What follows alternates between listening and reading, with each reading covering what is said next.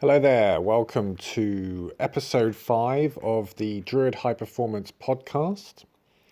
Today's episode is all about goal setting or goal orientation. Before we get going, just to introduce the channel for people which haven't been with us before. So, Druid High Performance is a self-development consultancy for the modern world, and we're here to talk about performance, longevity, health, and empowerment. And this is the second episode of the podcast where we'll look at the performance side of things. The last episode we looked at was about focus. Today is about goals. And before we get going, please like and subscribe so you get the notification for any upcoming episodes. So the modern world is a very confusing place, and this is why we're talking about, in the last episode, focus, in this episode, goals. So a lot of this stuff is common knowledge, is old as the hills, is old wisdom, if you like. But so with so many things that we talk about, these old bits of knowledge which have been passed down and so on and so forth are just not applied by people today because there's so much distraction. And there's so much confusion, and there's so much reliance on technology and smartphones and social media that it's easy to miss this stuff. So this is what this podcast is about. The first 3 episodes looked at elements to do with Qigong and well-being and longevity and rejuvenation. And the next 3, this is the second in that series of 3, is about performance. So today's podcast is all about goal setting, as I say, and we're going to be talking about the theories surrounding goal setting and give some examples when people have achieved amazing things through the effective use of setting goals, and give some practical steps for setting clearer and more motivating goals that are aligned with your values. Having no goal means that you're very unlikely to achieve a goal if you haven't put it down on paper and you haven't selected something. So it's a way of organizing our thoughts and putting our energy towards achieving something. So goal setting is important because without setting the right sort of goal, how will you achieve anything? And the majority of people are very unclear about their goals. In my work as a self-development consultant, you'd be surprised how many people haven't got clear goals in their life. And it's no surprise that if you don't have clear goals, then you're not going to achieve what you're looking to achieve, because that's a big part of what setting a goal does, directs our attention. But the information we're going to share today can make a positive impact, because if you're one of those people who don't set a goal, it's going to hopefully motivate you to do so. Obviously, if you're listening to this and you don't have any clear goals in life and you feel like that would be useful, this is what we do at Druid High Performance. So by all means, get in touch if you need help setting some short, medium and long-term goals and you want some tips on that. And if you've never covered this sort of thing in the past, then by all means, here to help. So setting a motivating goal can give us focus and impetus to achieve great things in our life. The application of the tools I'm going to share with you today will give you the incentive to aim at a goal that will transform your life into one which you are best suited for. And so a common question I get is, why aren't we all goal setting pros today? Today we know a lot more about goal setting than ever before. Sports psychology as well as occupational psychology has produced mountains of research which gets added to each and every year. So we know more about this subject than ever before. So that would lead you to believe that the majority of people are implementing this information, this knowledge, and allowing them to strive and achieve things which they wouldn't be able to without these techniques. But it's not the case. If you take a look around it's I'm living in zone 2 of London, and it's clear looking around that a lot of people are being dragged along without they're being dragged along, pulled this way and that by external factors rather than they are choosing a goal and acting in that direction. And I think that's always been the case. The majority of people kind of get dragged along in life. Um,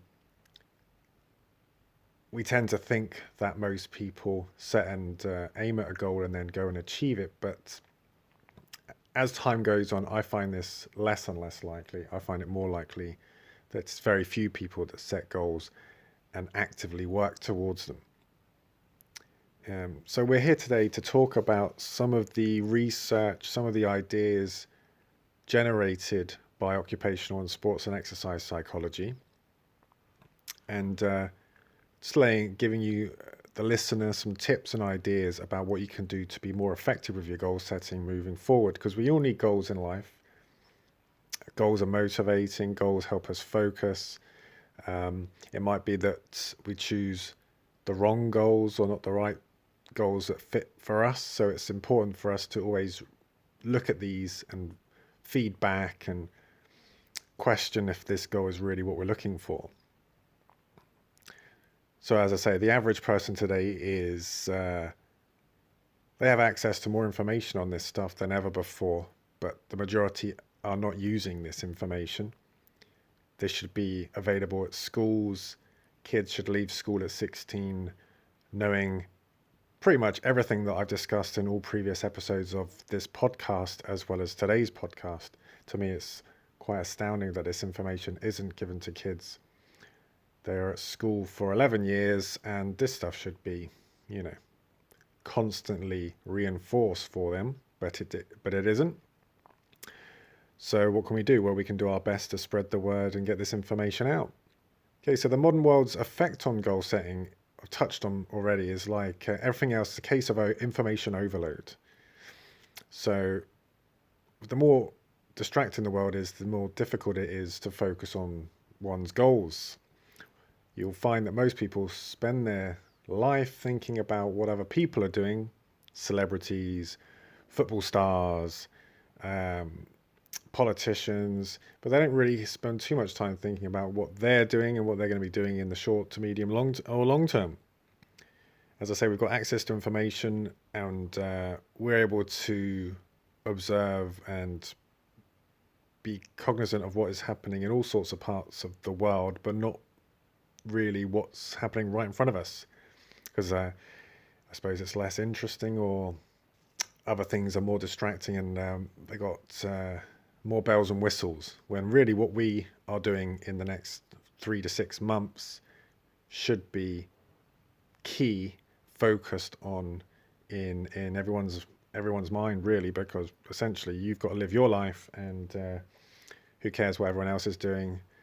It's good to be abreast of information, of course, but priority is, what you're doing, your family are doing, your friends, people close to you, your work associates, and so on. So I see the state we're in today as being a blessing and a curse. It's great we've got all this information and this technology, but it comes at a great cost when people aren't able to focus on what it is they need to do. So that's what's led to today's podcast.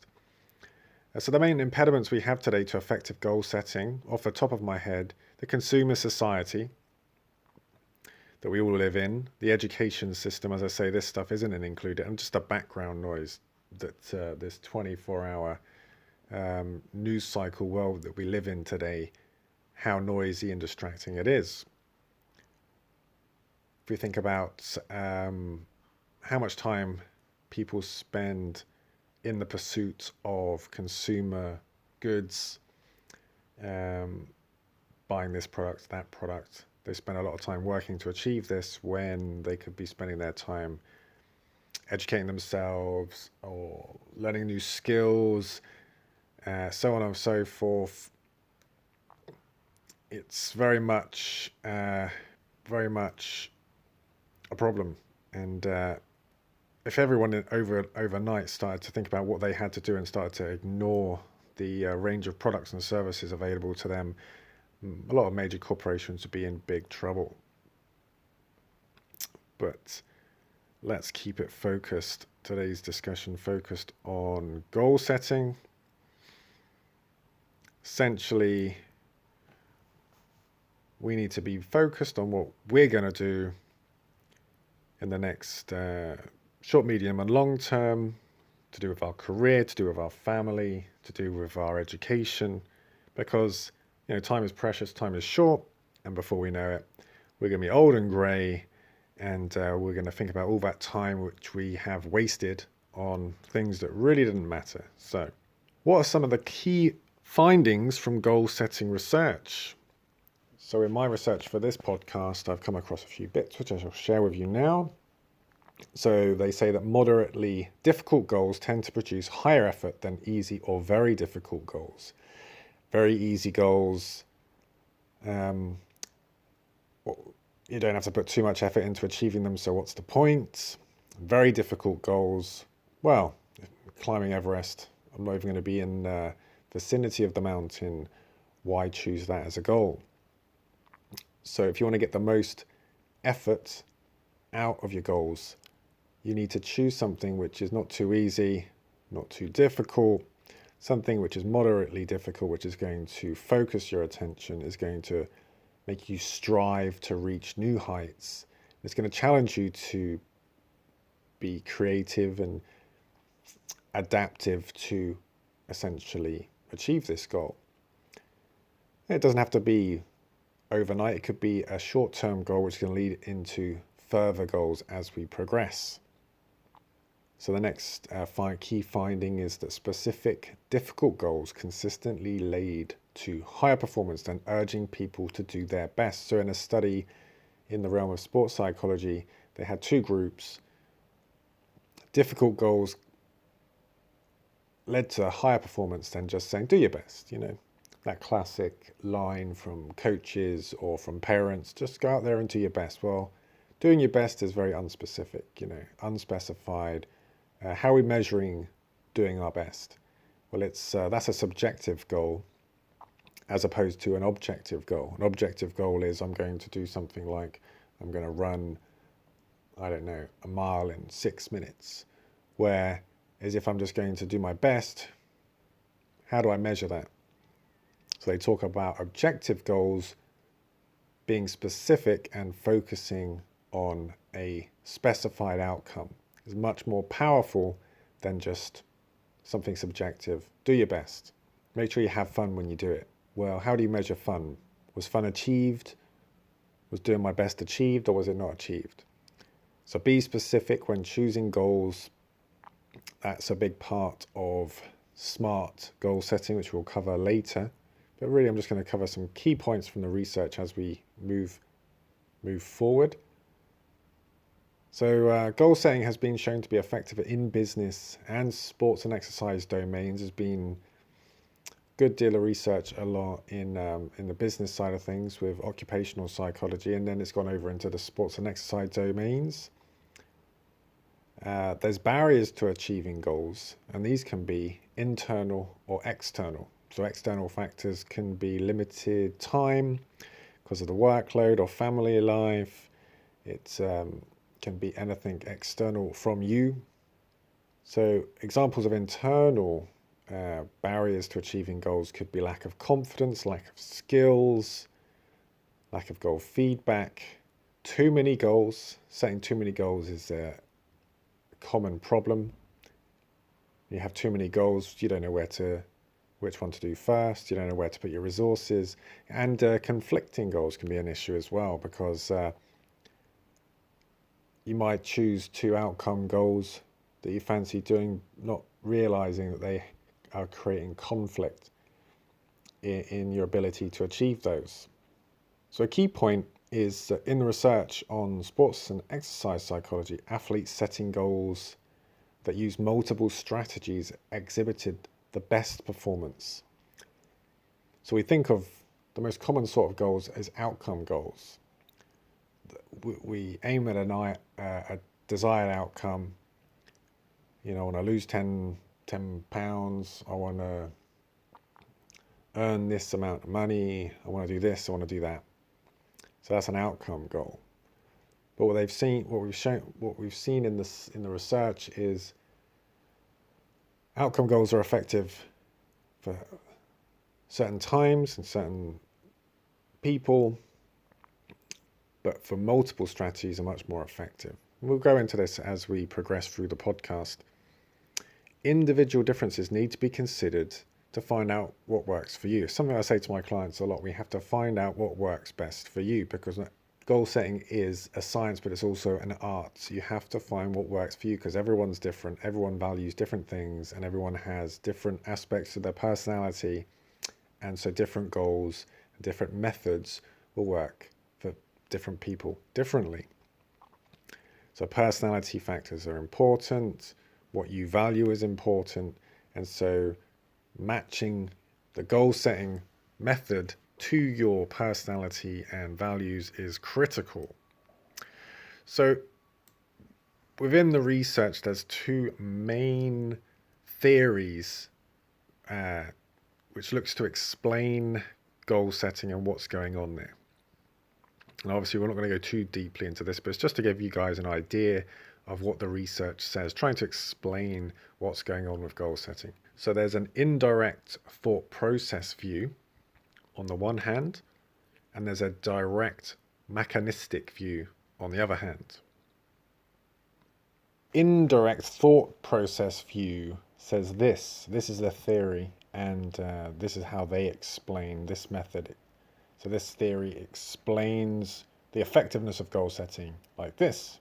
Setting goals influences behavior due to its indirect effect on psychological processes such as anxiety and self-confidence.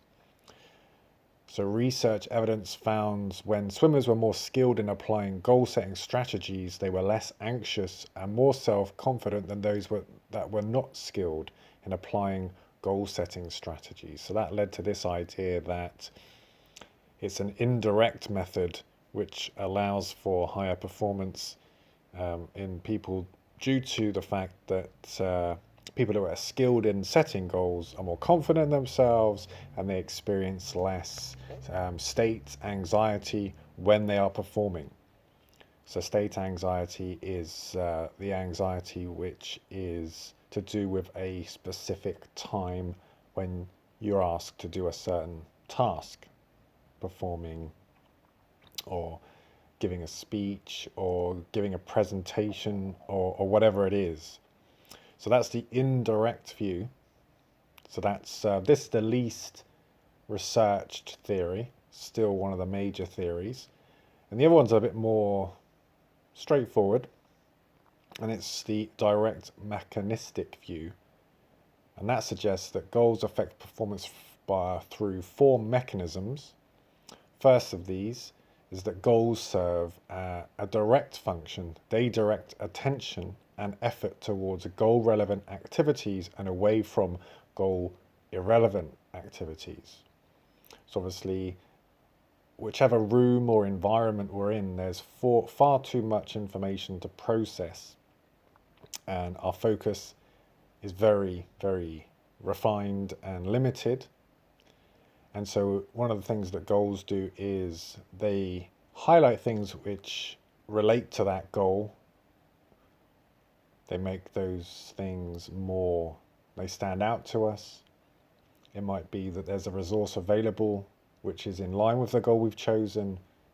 And because we've chosen this goal, we're much more sensitive to things that can help us achieve this goal. And we turn down our focus away from irrelevant activities or irrelevant information.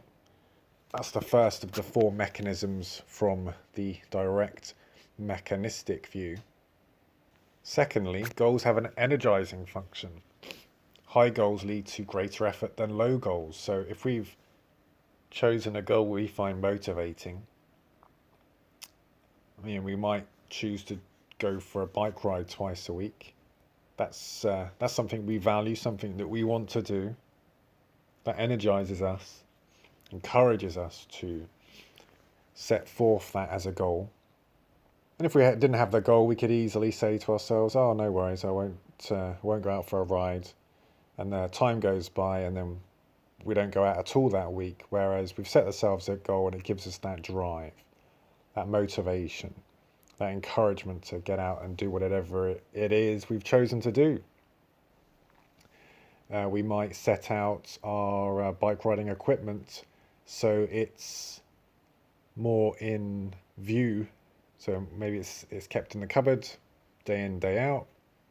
We've selected this goal to go out twice this week, so maybe we put out the equipment that we use to ride our bike or the clothes that we use. So they're in our mind, so they're in our eye line more often, giving us more impetus to get out there and achieve this goal. So third in this theory is that goals affect persistence. When participants are allowed to control the time they spend on a task, hard goals prolong effort.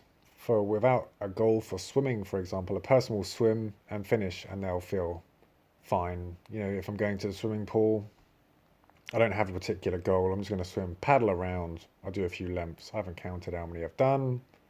Not too bothered. And I get out. I start to feel a little bit fatigued. I get out.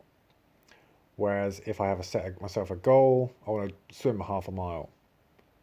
How many lengths is half a mile? It's that many. It's a little bit past my comfort zone. It's a little bit of an effort for me, but I'm more likely to put the work in and be persistent in pursuit of a goal like that because I've set that goal.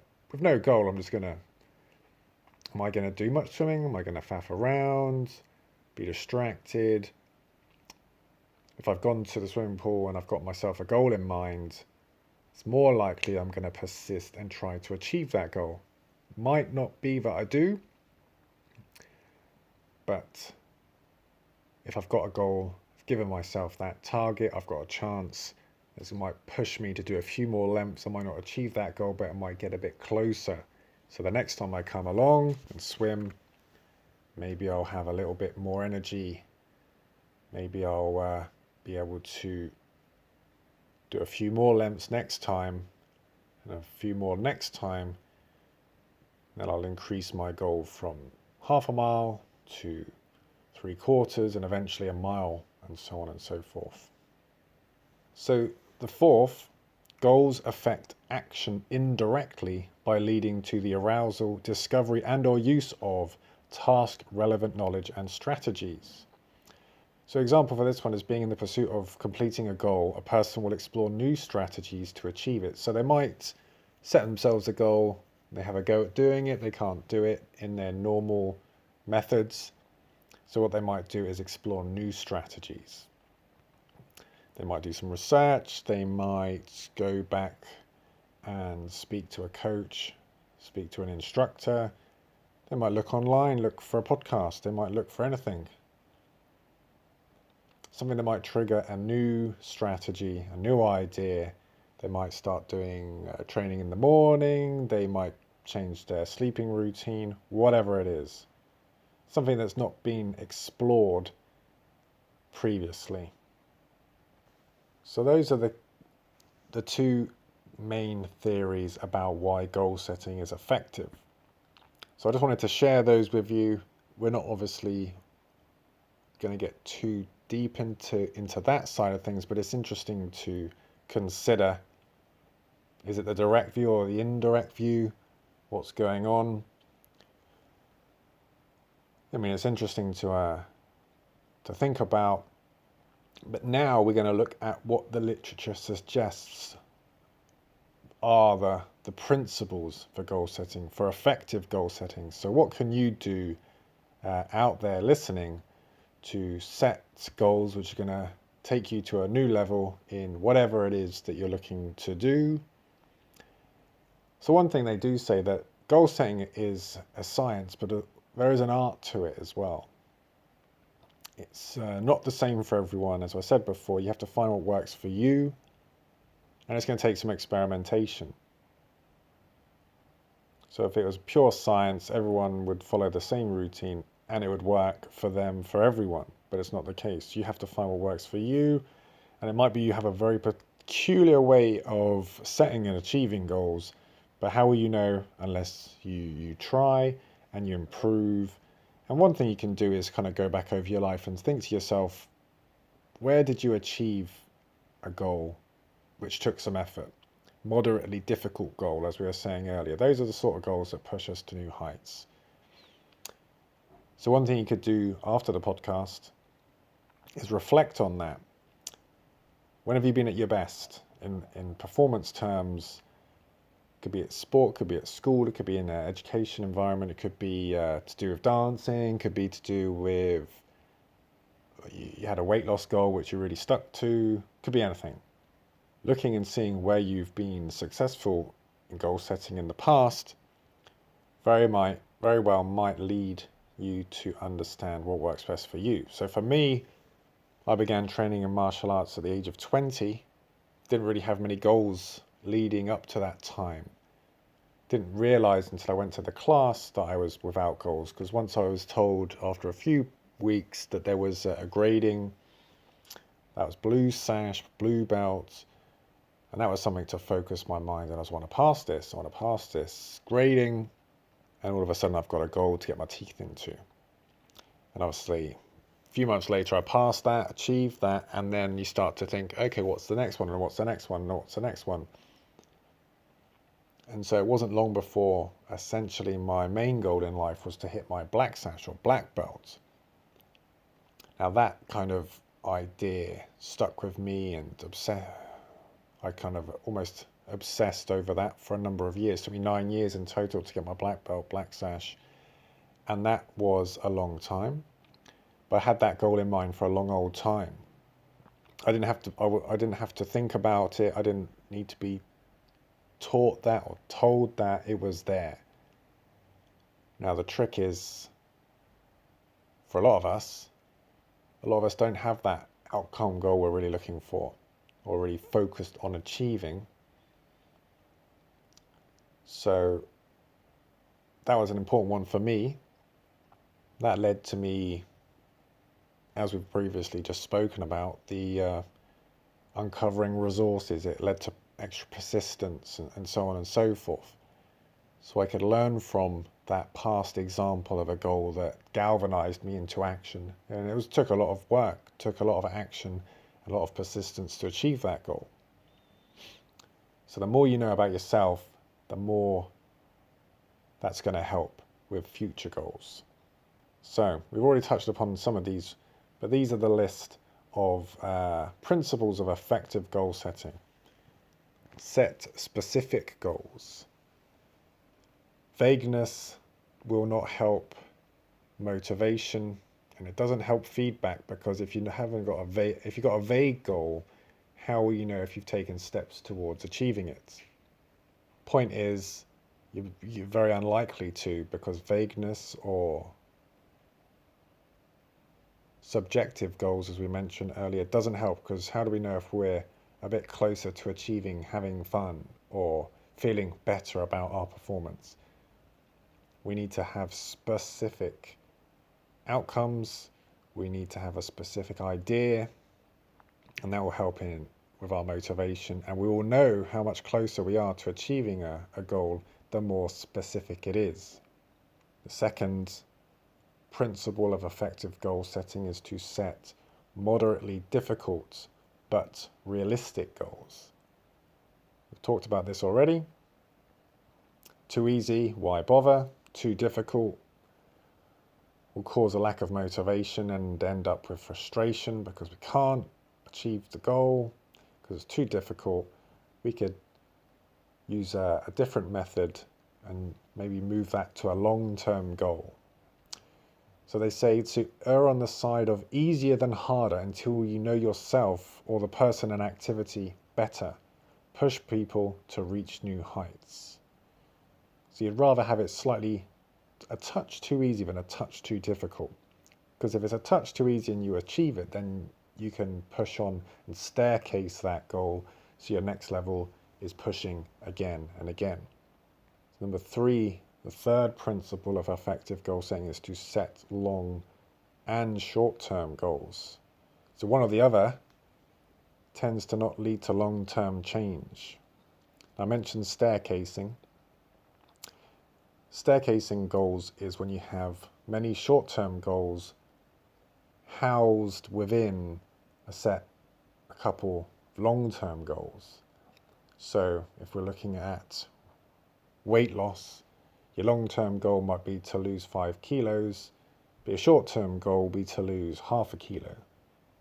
Or it could be behavioral outcomes such as doing moderate exercise 3 times a week. So the short-term goal could be to do moderate exercise 3 times this week. The follow-up goal from that could be to do that for 3 consecutive weeks. The follow-up from that could be to do a much more extensive training session once you've built up your tolerance to the moderate exercise. You could do some sprints, for example, or you could do some weightlifting or whatever it is. So what people tend to do is they set themselves a long-term goal, they have a go at it, doesn't really work out, and they quit. Now, using short-term and long-term together in the staircasing method, it gives you some short-term goals to achieve, and achieving some short-term goals, that gives you momentum. Momentum's massive.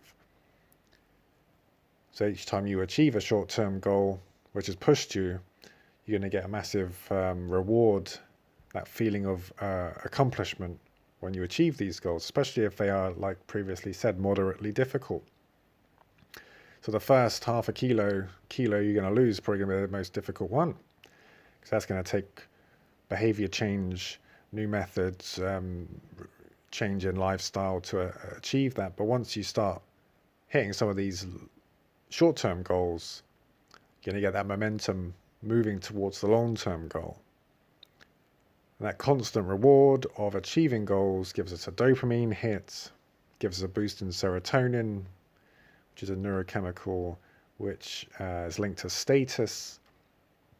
It also makes us more stress resistant. So all good things, all very useful. So if you have a long-term goal, think about putting in some short-term goals to aid you in your long-term goal.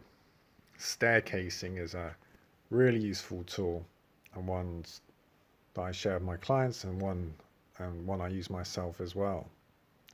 So this next one, set performance, outcome, and process goals. So the next principle is to set performance, outcome, and process goals. And the best way to illustrate the difference between these goals is using a tennis analogy I like to use. So the outcome of a tennis match, the goal would be to win the match. Now that's dependent on my opponent. I could be playing Rafael Nadal or Novak Djokovic or Roger Federer. No matter how well I play, I'm not going to win that match. So just having an outcome goal is okay, but we need more goals because we need to compete against ourselves as well.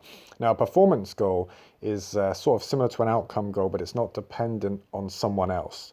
So that could be in a tennis context. It could be my first serve percentage. So I could aim for an 80% first serve percentage, 80% first serves going in.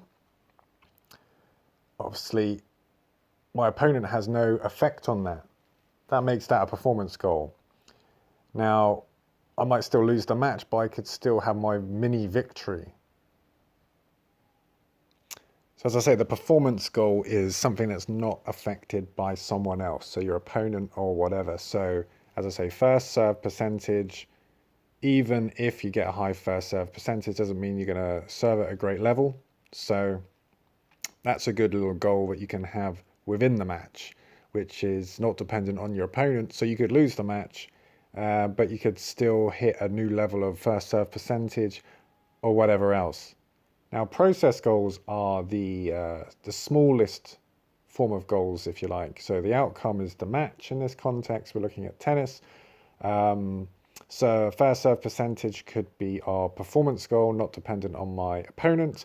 Now, the process goal in the serving context could really be small things I can do to improve my serving performance and work as a staircase towards the performance goal. So what could I do for process goals for serving? Well, I could take a centering breath before I serve. I could, set myself, take a breath, concentrate on the center of my mass, which is around my belly button, focus on my weight, and then I can really focus on serving that tennis ball at the top of my ball toss. So the process goal are very specific, small goals, which are serving the big goals. And again, obviously, they're not affected by my opponent. They are the small goals which link in a web or act in that staircasing fashion. So it could be that I play a match against someone who's vastly better than me at tennis. I lose the match. If I had just had the outcome goal of beating them and I lose, I can be a bit despondent, demotivated and whatever. But my performance goal might be, my first serve percentage could be 82%, best I've ever done. So I might lose the match, but I've hit a new level, which is great. And the effective use of the process goals might help me do that, so that going forward, I know that if I continue this method, I'm going to improve. Task-based, sort of focused on mastery. The problem people have is, of course, that most people don't set goals at all. And if they do set a goal, it's outcome-based. Now, if we take you all the way back, now, the principle of this one is to set performance, outcome, and process goals. So we've got that ladder, that staircasing. At all times, we've got all three. And now what they found was outcome goals made weeks prior to competition, they push motivation and they push strategic development. So in the lead up to my match, I'm motivated, I'm training hard, I'm also thinking strategically how to get the best out of myself. Performance goals, on the other hand, aid self-confidence because they're not dependent on my opponent. Process goals are the ones that should be used during practice and competition to aid in the allocation of attentional focus and to increase self-efficacy. Now, self-efficacy is self-confidence on a specific area. Now, what they say is outcome and performance goals should not be emphasized immediately before performance. This is because it leads to anxiety. It's too big to focus on winning the match. I always talk about this in tennis and other such competitions. It's ball by ball, point by point, not about winning. Because during the match, if you're thinking about winning, usually the performance drops because you kind of lose yourself. You start thinking about things in the future, and all of a sudden performance dips. So the process goals should focus on the holistic aspects of technique during skill execution. So during competition, process goals. In the lead up to outcome and performance goals. Now the evidence is pretty strong on this. The point is we need to have all three working together. So the next one is to set practice and competition goals. So set practice and competition goals. Now, I don't know about you, if you're in training, that's not always so obvious to set yourself a practice goal. Most people focused on competition goals. So setting practice goals can increase motivation for practice sessions. So this is obviously mostly related to sport, but this could also be if you're revising for an exam, you can have revision goals. You can have study goals. How much am I going to read? I'm going to do a test. I'm going to test myself, test my knowledge, how many pages I'm going to read, and so on and so forth. The idea is to give you the tools in this podcast, and then you can apply them in whichever area that you need. But it's easy to be demotivated if you're training, and you're just turning up to train and you're focused on the competition.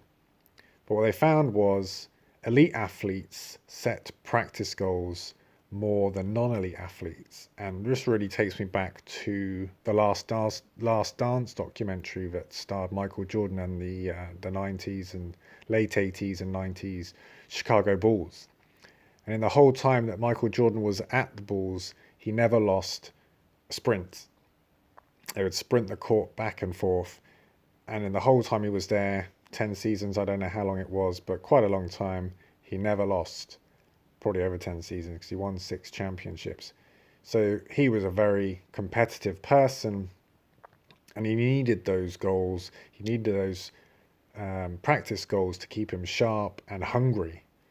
But most people, they turn up to practice, they don't really have something specific they're working on, and it's very easy to get demotivated and just to kind of spin your wheels and not really do as much. Whereas if you're really determined to set that practice goal and achieve it, then that extra work and motivation is going to really show when competition time comes along. Yeah, the next principle is pretty common too, is to record goals. So if you have a goal but you just have it in your mind, you're asking a lot of your memory to keep that goal clear in your mind. Write it down somewhere. Keep it in your line of sight, because the old saying goes, out of sight, out of mind. Don't write it down in a book and hide it away. Put it up so you can see it somewhere. We're such visual creatures. 1/3 of our brain is dedicated to visual processing, so use that. I have goals up on a board. I see them every day. If I don't see them, or I have them hidden away, then they're not so at the front of my mind. So use visual cues to reinforce and remind yourself of goals. Write out a contract and sign that contract and put it somewhere prominent. Reminds me of the great American football coach Bill Walsh. So when Bill Walsh was the head coach of the San Francisco 49ers, they were known as a finesse team. Their defense wasn't particularly feared, weren't particularly hard hitting.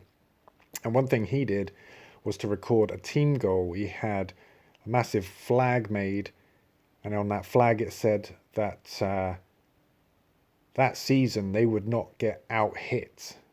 They would not be out fought on the defensive side of the game.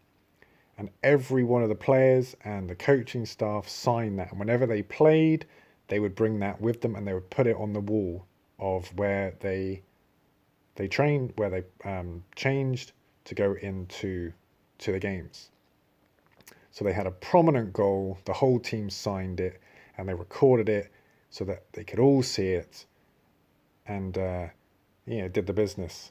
People recollected that 20 years later, and that was still clear in their mind. That's how powerful it was. If they had just discussed this goal and then that was it, they would have forgotten about it quickly.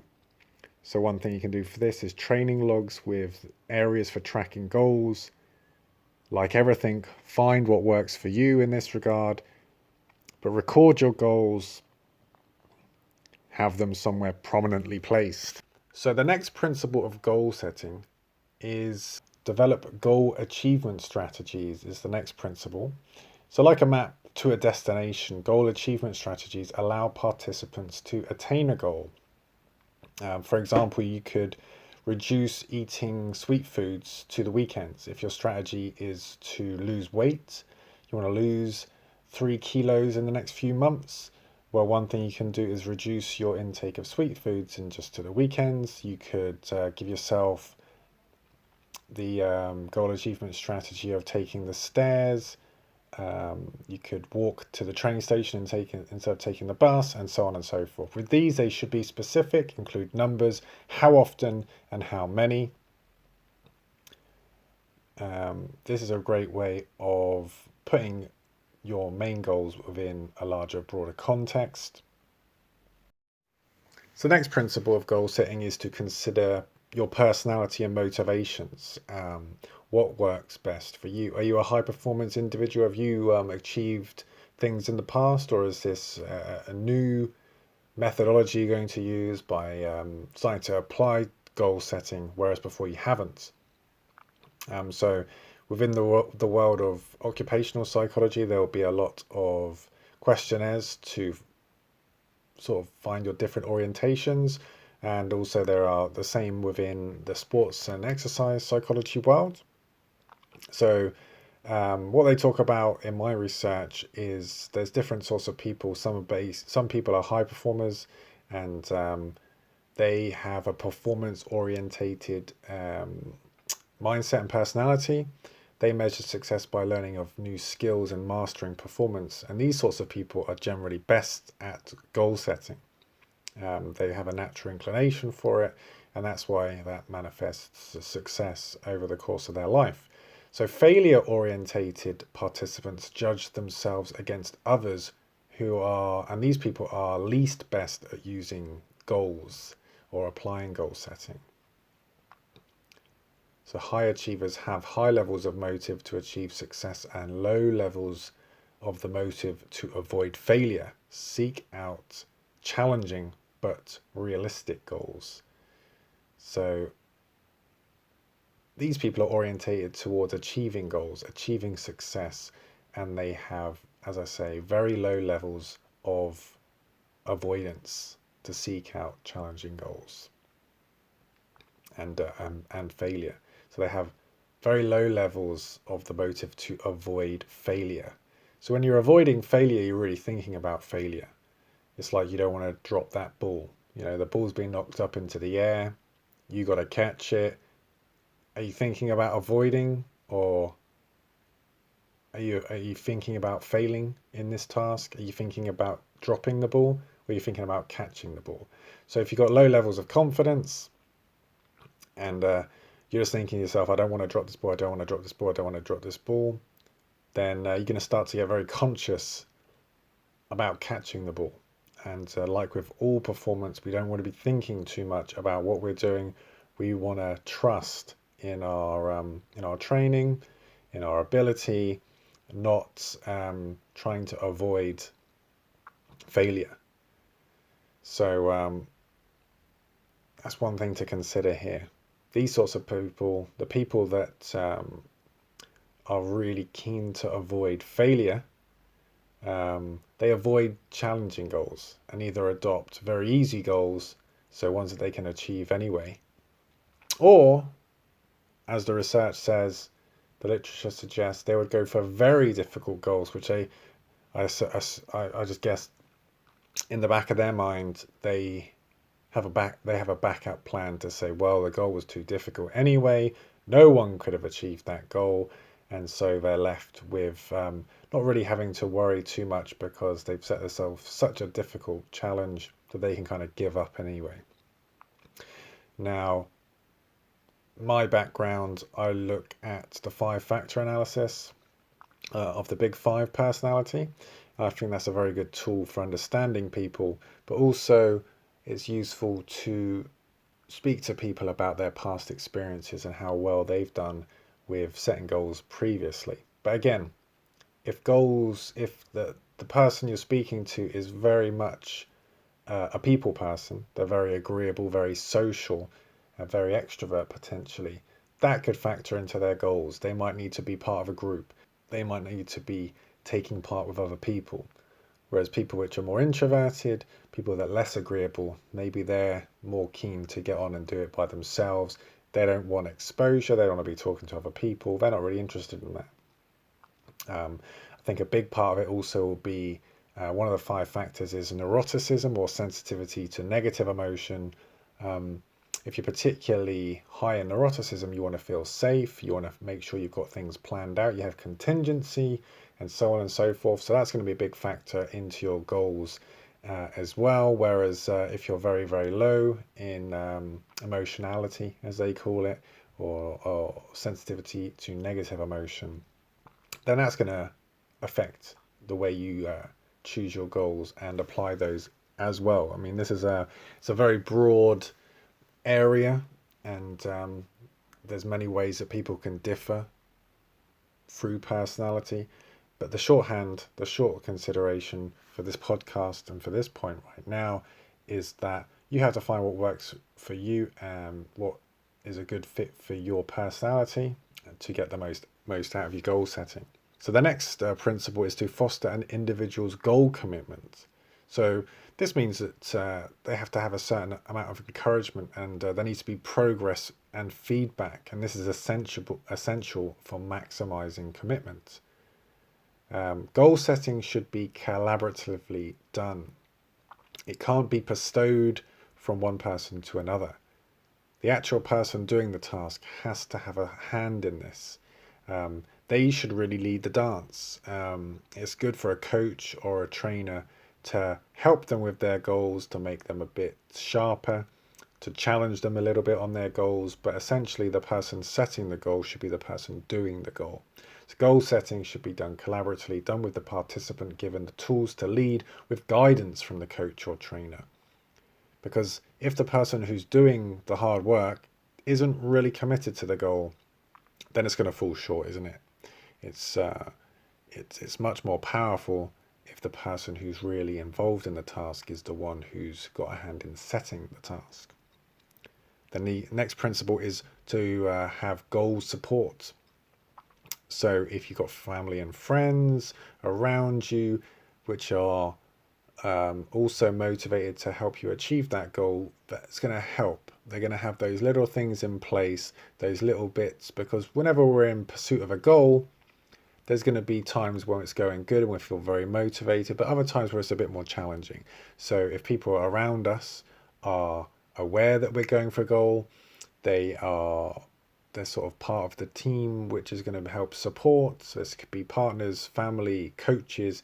If these people are on board with the goals and are aware of the process and performance goals, not just the outcome goals selected, this can be very useful. If it's just outcome goals, that can add extra pressure, which can lead to anxiety and a dip in performance. So process and performance goals is just as useful here. So people closest to you, you want them involved. You want them to know, and as I say, can't be just the outcome goal, because that could turn into that could make one of your nearest and dearest, one of your family members, they could then become a drill sergeant, and that can heap a whole lot of pressure onto you, which is not what's going to be the best. So the final one of these principles of goal setting, quite a list, is to provide evaluation of and feedback about goals, because eventually we'll achieve that goal, or we'll get to that point. We need to apply strategies that are initiated at the beginning of the goal setting process. We can't wait until it's done. What we need to do is have a strategy initiated at the beginning, and to find the form of evaluation that works best for the person attempting to achieve the goal. And this can increase motivation, and it could also be a case that after a bit of time, the goal isn't so realistic, or it's not so needed. It could be that we need to adapt that goal to something else. It might be that you nail that goal and you do brilliantly at a particular goal, but it doesn't get the outcome you're looking for. You kind of halfway down the mountain to a certain goal, and then you realize that's not the goal for you. So we need to continually evaluate and continually have feedback about path and progress towards a goal such as that. Because there's no point going all the way down a mountain to find that's not the destination we're looking for. So that's a list of the principles. And so also within in the literature on goal setting, they kind of break down the goal setting system into 3 stages. Now, we're not going to go too in depth, because otherwise it's going to turn into a bit of a list of me talking about in-depth processes. But we're going to look at the stages of implementing a goal setting system, and then we're going to look at some of the best goal setting tools. So when you go away from this podcast, you've got some things you can put into place if you haven't had much background applying goals, or if you have and you feel like you need to sharpen those skills. So designing a goal setting system, they say, breaks down into 3 stages. Stage 1 is the preparation and planning stage. This is where we gather as much information as possible, and here from that point then we can start to see where our strengths and weaknesses lie, where particular development areas need to be worked on to achieve the goal.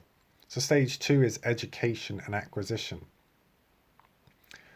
What skills do we need to learn? What tools do we need to acquire to achieve the goal? Then we're going to obviously attempt the goal. Stage 3 is implementation and goal follow-up and evaluation. So there's a lot of levels to these three goal setting systems. But essentially what we're going to do is prepare, educate and implement, and then we're going to go around the process once again after a follow-up evaluation. Because what we want to do is refine this process time after time, get better at it each and every time, learning new and refining the skills as we go. So that's a lot of information about the principles of goal setting and also the methodology and how that breaks down into 3 separate stages. So we kind of skip through that last bit lightly, but I really want to get into the specific goal setting tools which people will find useful. So one which you hear a lot about, which I've heard for years and I find very useful, is the SMART goal methodology. There's also slightly a lengthened version, but we'll start with the SMART. So some of the principles we spoke about talked about certain things like being specific and so on and so forth. So if people don't have much experience of setting goals, they would maybe set goals which are subjective, as we mentioned before, unspecific. They wouldn't have the best approach, and thus they wouldn't get the results they needed. So SMART goals is a very effective tool. It's very basic, but very effective. Usually some of the most effective tools are the most basic tools. Well, SMART allows you to just have an acronym of elements which ensures that a lot of the principles which we've just discussed are applied to the goal that you've chosen. So specific is for the S. So SMART is an acronym, starts with S, specific. So we need something specific, something tangible, something we can focus our mind on. Do you have a goal in mind at the moment? Have you got a specific goal you're working on? And is that goal specific in itself? Secondly, for M, we have measurable. How do we know when we've achieved this goal? Is it measurable? Is it something we can measure? As I said before, I walk the stairs of my block of flats 10 times a week. It's specific. I will do this 10 times a week, walk up the stairs. I do it or I don't do it. Is it measurable? Yes. 10 times, 6 floors, easy. If it's ill-defined, then we don't know if I've done it or I haven't done it. A is achievable. As we said before, people which are less experienced in goal setting, they tend to set either goals too easy or too difficult. Now we're looking to give ourselves a goal which is challenging but achievable. Now obviously this takes a bit of maybe a bit of practice. If we're really pushing for our limit, we're not sure if it's achievable or not, but if we're really struggling to get that balance right, we'd go slightly on the easier side. When I say easier, I say less difficult. We want it to be achievable because we want to be motivated and we want to be able to put our energy into this task, this goal we've selected for ourselves. And if it's slightly too easy, ever so slightly, I mean, if it's so easy we don't even have to try, that's not what we're after. If it's just not quite difficult enough, then we can turn that into a staircasing goal and then go on to a higher level after we have achieved it. So we've got specific, we've got measurable, we've got achievable. The next one is R for relevant. Now this sounds kind of silly, but you'll be surprised how many people choose a goal which is not relevant to what they're trying to achieve. They might have a long-term goal of a certain thing and they choose another goal a more short-term goal and it really isn't aligned, is it relevant? Are you going to spend a lot of time doing something which is just not relevant to your long-term goals? Obviously, that's not what we want to do. We want to have a relevant goal, something which we value, something which we're going to put our time and effort into, something that we want to achieve. Now, it sounds silly, but people do. People do all sorts of strange and interesting things, and one of them will set their heart on. One of these things might be that they would set their heart on doing something which they don't really want to achieve, which sounds baffling, but it happens. So is what you're aiming at relevant? Do you really want it? If it's a career goal and you want to get a promotion to a certain level in a company you're working for, well, there's trade-offs to getting a promotion. Maybe you're going to have to work longer hours. Maybe you're going to have to do some more managerial type work, which you're not really suited to. Is that really what you want? So, you might get a new job which pays you more money, takes you into a higher tax bracket, so it doesn't really result in too much extra money, if any money at all, and it's given you a lot more stress. So it wasn't relevant to your long-term goal, your aspirations. So this is always worth considering, and that's why this SMART acronym is so useful. Now, time bound is T. So we've got SMART. Time bound is for T, and that's we're giving ourselves a amount of time to achieve the goal. Because if we've got a goal but we've got no definite time, then how do we know what sort of progress we're making? As we said before, with the principles, we need to see what our progress is like. If we're progressing well and we're on target to hit our goal by a certain time, that's fine. But if it's not got a time mark on it, then it can be too up in the air. It can really inhibit our motivation and our putting our efforts into it. It's too vague. Going back to the first one, specific, we want it to be as specific as possible. It might be that we need to staircase that goal and we find that we haven't given ourselves enough time. But it's going to really maximize our effort and our focus when we have a time-bound goal. Now, SMART is one form of goals, but they also there's smarter goals, which we're not going to talk about today, but we've also got SMARTs, which has self-determined as the final letter of S. And this goes back to the principle that if goals are set by a person themselves, they're much more likely to put the effort in. They're much more likely to have that aligned with those, and they're going to be more motivated to achieve those goals. If it's just dictated to you, a goal from someone else, then is that something you really want to achieve? So as I said before, goals should really be, they should be set by the person that's doing them. A coach or a trainer or someone like that can help the person, but it really needs to come from the person themselves. So self-determined is a very important thing. So when I work with clients, I give people the option. I make suggestions of goals based on our conversations, but they're always able to adjust these goals, as I say, because it has to be self-determined. It might be that I've got the wrong message from the conversation, and it's always worth asking, is this a sort of goal you want to achieve? Okay, so what's the first step? Okay, so how's that going to look? That way, people are going to be more committed. So we've got the SMART, we've got the SMART with the S on the end. We've talked about the process, performance, and outcome goals, which is very useful as well. So goal commitment is determined by the attractiveness of attaining the goal and the belief that one can successfully achieve the goal. So if you're going to set yourself a goal, make sure it's something attractive to you. Now, what's attractive to you might not be attractive to the other person. We've all got different values.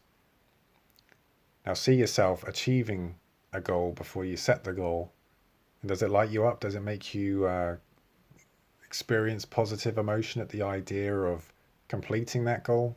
And if that's the case, you're onto the right track. But if you're going to put an effort in for a very challenging and demanding goal, you best make sure it's one that you find attractive.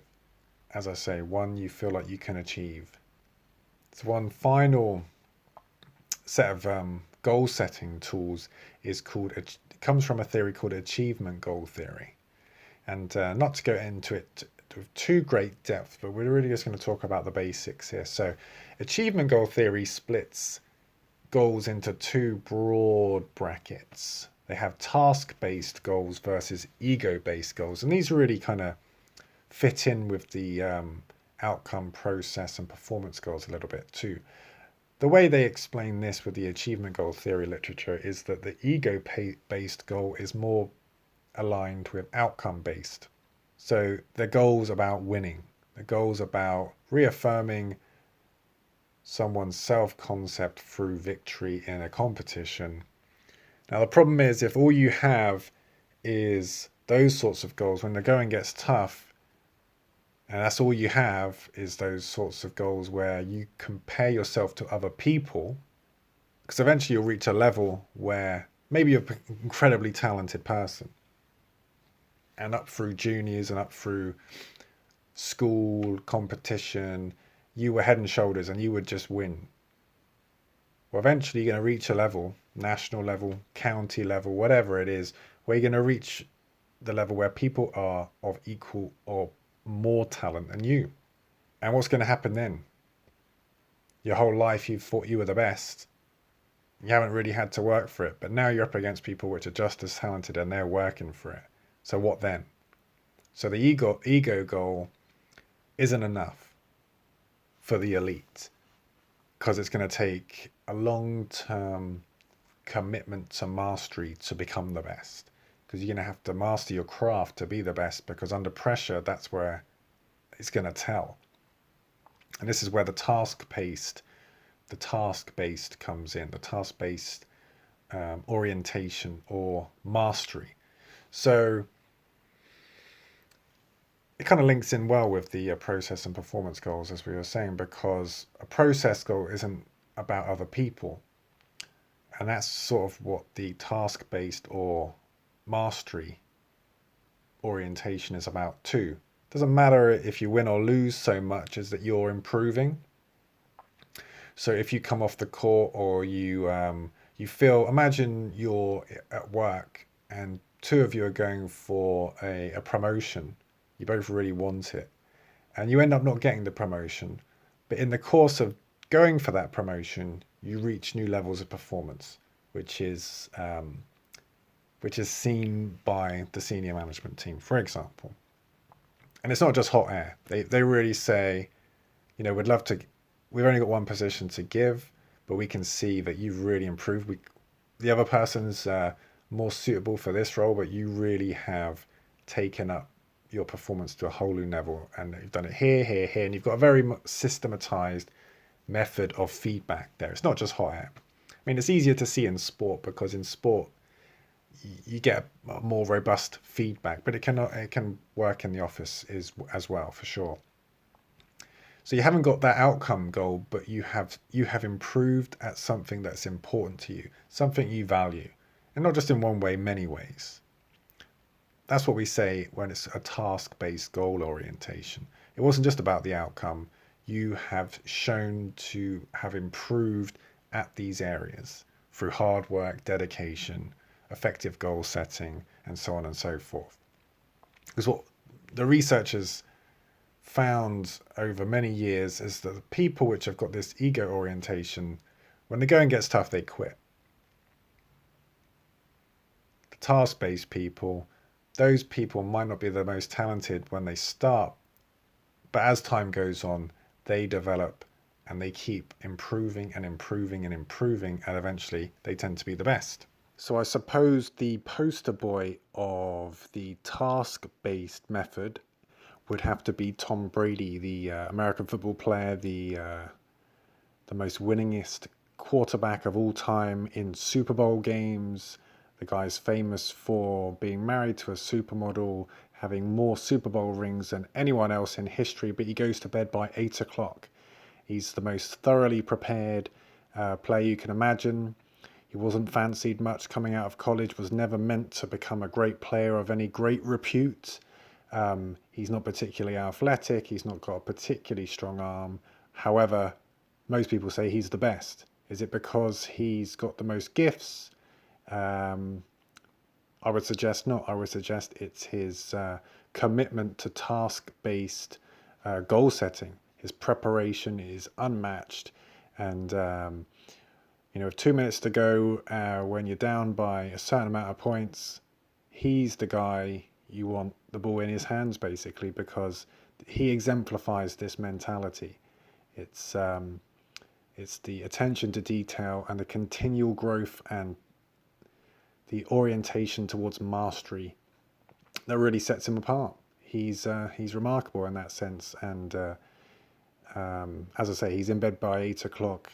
He watches more film than anyone. He's more prepared than anyone. He knows the defense that he's playing against better than anyone, and the proof's in the pudding. So he's not, as I say, he's not particularly fast. He exemplifies preparation and that mastery perspective. So Tom Brady, if you're looking for someone to model, someone to replicate their method, he's very good on this. So one quick thing I wanted to discuss is what happens when you put all your eggs into an outcome goal, a massive one, and you've been looking at that goal for years, and it's really been what you've identified with for most of your life. And this is the example from the life of Tyson Fury, the heavyweight boxer. From the age of, 12 to 14, he had his mind focused and set on beating Vladimir Klitschko, the then heavyweight champion of the world. Now, Tyson Fury was focused on this goal. It consumed him. That's all he wanted. Day in, day out, that's all he wanted to do. And eventually, I can't remember what age he was when he eventually fought Klitschko, but he was around 24 or something like that. He ended up fighting and beating him. And the problem was, he had given himself Everest to climb, and now he'd done it. And there wasn't anything after. He didn't have any goal after. He just had this massive outcome goal. He had achieved it. And what now? And he had a gaping black hole. And he had a history of mental health issues. And basically this led him into a massive depression spiral where he gained lots of weight, become an alcoholic and a drug addict, and he didn't want to box or do anything. So I just wanted to add this story in there to make people aware that are listening to the podcast that just having a massive outcome goal is fraught with danger, because what if you achieve it? What then? And what he got his motivation back from other boxers saying he couldn't come back and and compete again. And he said in a podcast where he was asked about this, it was short-term goals that got him back to boxing, losing weight, getting fit, because he put on a lot of weight, and it was the motivation from short-term goals, from just going on a short run, going training, because he didn't train for 18 months. His motivation just literally collapsed on him, and he didn't want to do it. No fire left. He put all his focus on beating that man Klitschko, and then he'd done it, and then it all collapsed on him. And I can understand in a small sense, because for many years, as I said before, I wanted to get my black belt, my black sash in Kung Fu. It took me 9 years or so. And after I had achieved that, I didn't know what to do for quite a bit of time, because that's what I wanted to do. Now, obviously, the high I got from winning, the high I got from achieving my black belt was amazing. But compared to obviously Klitschko becoming undisputed heavyweight champion, obviously nothing compared to that. And so I had a bit of a low. I suffered with a little bit of, maybe, I wouldn't maybe go as far as say depression, but I did feel low and directionless. Whereas obviously Tyson Fury had a massive crisis. And so after achieving my black belt, I went on to train in different martial arts and go through those belts, and I went back to university and studied psychology and other things. But I'd always remember that feeling. And especially when I hear him talk about it, I find it's very interesting to hear his perspective, and something that we can all take on board is, if we set ourselves a massive goal, we always have to think about what next, because if we do achieve it, we don't want to suffer the same fate. So you want to be continually setting goals. And as we get older and we don't have that age on our side so much, we're going to have to tone down our goals. They have to be, if they're physically related. So we've got this continued motivation, because as Jordan Peterson has said before, without goals, you don't have as much positive emotion, because taking step towards achieving goals is a ready source of positive emotion. And life is tough, the world is a tough place. We need access to as much positive emotion as we can. And as I say, these goals have to be aligned with our values. They can't be wishy-washy. They really have to mean something for us. So that's just a word of caution. So I just wanted to share that short story, just to make people aware of the utility of having other goals after a big outcome goal. And as I say, we would never want to stop having goals in our life, giving us direction and giving us motivation. So the last little point now is just some common problems in goal setting, and then we'll wrap up. And so in the literature, they highlight 6 common problems that people face, which affects their motivation and their ability to achieve their goals. This is from the perspective, some of these are perspective of yourself, and some of them are from the perspective of a coach. And so number 1 is convincing students, athletes and exercisers to set goals. So obviously this one's very much from the coaching perspective. So some people will just not take the advice of setting goals. They want to do it their own way, they know best, and so on and so forth. So all we can do is, this is for people which obviously set goals for other people, maybe you're a parent, is to give examples. Potentially, if you do have children, or you are a teacher yourself, you can inquire, who does that person look up to? Who does your son or daughter look up to, or your student look up to? And then you can research that person and obviously see if they've been successful, like they probably have. If they're revered by these youngsters, then no doubt there'll be some footage of them online talking about the goals they've set and examples of them setting goals and how they've got to their position. So the next common problem is failing to set specific goals. Remember, from SMART, specific is the number 1, or as S, it starts it off. So specific goals, very important. You want to be as specific as possible. If as an exercise after listening to this podcast, you could say, write down your current top 3 goals, or the top goal you're aiming at. Is it specific? Would you be able to say exactly to someone, if they asked you the question, what's your main goal in life, that you have that? It's a worthwhile exercise, because maybe you do, or maybe you don't. The next one is setting too many goals too soon. I have a maximum of 3 goals, even short-term goals for the day. I would have a list, but 3 would be priority. I'll be aiming specifically at one of those. The problem is we cannot divide our attention too much. So having too many goals on our plate it just inhibits our putting action on those goals. Too fractured, too out of focus. As I say, we can always staircase those goals, but those goals are all in alignment and they all sit within a framework to achieve a main goal. So don't set too many, and don't set too many too soon. Less is more, as they always say. And if you haven't set and achieved a goal for a while, Don't start with anything too difficult. Start with something simple and build up momentum, because momentum is a massive thing. And if we haven't been in the act of setting and achieving goals for a while, that is sound advice. Next is failing to adjust goals.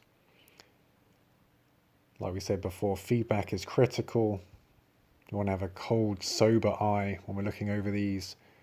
And it might be they're too difficult, too easy. We might find that we wake up one morning and we feel like that goal we've been working on isn't really what we're truly for, what we're truly motivated to do.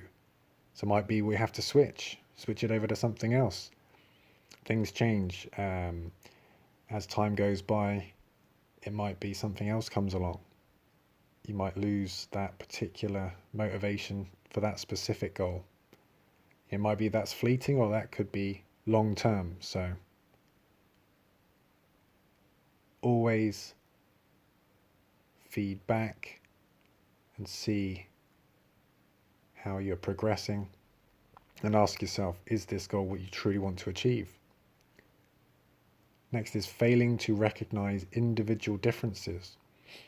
So this is about your personality, or your son or daughters, or the person that you're coaching.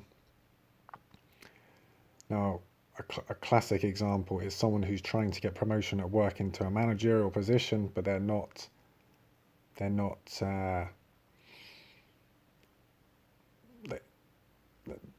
working in a managerial position is not what they really want. It's just they want that salary bump, they want that, maybe they want that prestige, but the managerial role doesn't fit their personality, their values, their strengths, and so they end up hating that new position, and they end up leaving, going to a different company. And so you've got an awful lot of extra work, an awful lot of extra pressure put on you, and you didn't really want it anyway. The more you know yourself, the better. I take all my clients through a Big Five analysis, so we get a good look at their personality, a good look at their core values. The more you know about yourself, the less likely you are to set a goal which isn't in line with your personality, your specific interests, and so on and so forth. And the final one is not providing follow-up and evaluation. As we said many times in the podcast so before, the more follow-up, the more evaluation, the better. If you're doing this for yourself, or if you're doing this for someone else, reflect on performance, look and see how that's coming along, and be honest with yourself. So I think we'll wrap up there. We've been going for a while and we've covered a lot. So if any questions related to this topic today of goal setting, or any further questions related to performance, longevity, or empowerment, email info@druidhighperformance.com. We also have a longevity program which is free to enroll on. It's 15 days, and each day you receive a short video, except for the last 2 days where you receive 2 audio files. And this is for people which sit too much. Their backs and their hips are tight and they are sore. And this is a mobility set for the neck, shoulder girdle and hips. So if that sounds interesting, please get in touch with an email. It's a very common issue that people have these days. If you like this video, please like and subscribe to the channel. And please share this podcast with anyone you think might find this interesting. And we'll wrap it up there. So this is Drew from Druid High Performance Solutions, episode 5 of the Druid High Performance podcast. I hope you've had some good insights from this podcast, and we'll be back again next month with our final part of the performance triad. All the best, and I'll speak to you soon.